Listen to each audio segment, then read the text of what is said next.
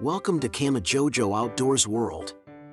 Here you will discover the finest animal videos and hunting equipment.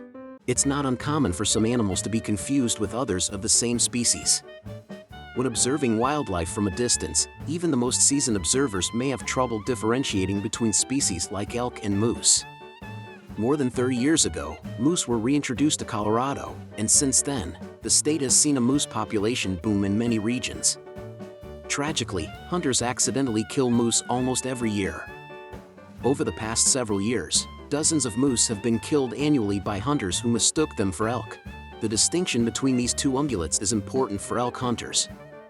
A moose hunter who does not have the proper license could face fines of more than $1,000 and the revocation of hunting privileges if caught and convicted. The elk is the intermediate-sized relative to the moose and white-tailed deer. Typically, they'll be between 710 and 730 kilos. Elk, like white-tailed and mule deer, can be a nuisance on the road, though they tend to walk instead of dart out of the way. A moose is a deer, and the largest deer species. Deer that measure over 2 meters in height at the withers are unquestionably moose. Male antlers can span a distance of 4 feet, 9 inches in width, 1.5 m. Moose, like elk, are browsers rather than grazers. Concentrate selectors, also known as browsing animals, actively forage for food. The animals prefer low-fiber diets that are high in protein and fat. Their metabolism has adapted to deal with this type of food over time. The two species are vastly dissimilar in appearance, behavior, and size. The average weight of a full-grown male Shiras moose is around 1,200 pounds, making them roughly twice as heavy as an average male elk. Moose are a very dark brown, nearly black, in color. Elk are generally a light brown color, with a slight yellowish tint to their tail. Sometimes a bull elk will have a golden sheen to them. A mature bull moose's antlers are broad and flat, while an elk's are sharp and pointy. Hunters must take into account the entire animal before firing, as some young bull moose still have pointy antlers. Moose are not like elk in how they react to humans getting close to them. Unlike elk, moose usually won't flee from a hunter's approach.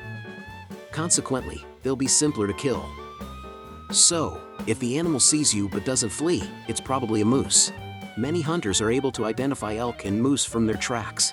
This is one of the most reliable methods for distinguishing between elk and moose on the hunt.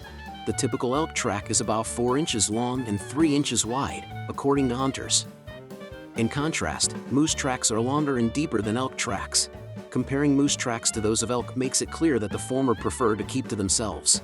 Because they travel in herds, elk often leave multiple sets of tracks, but moose typically only leave the tracks of a single animal, or perhaps 2 to 4 during mating season. Using their relative sizes and weights, we can identify which animal left these tracks. Since moose weigh considerably more than elk, their heavier bodies cause their tracks to penetrate further into the ground.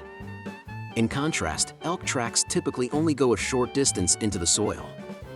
However, this is conditional on the soil and surrounding environment. Visibility improves in damp or loose soil. In any case, try to assess the animal as a whole before making a final decision. Well, that's all. Like what you see? Consider becoming a subscriber. Thank you.